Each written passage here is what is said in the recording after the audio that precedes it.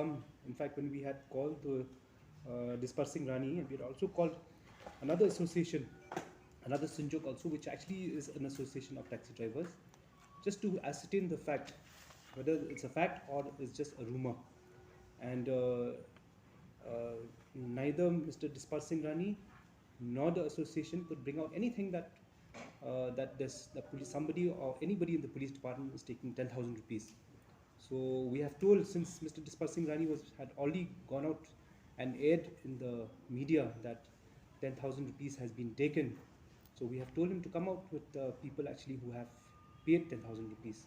So we still yet to get a reply from him. Any seizure was made?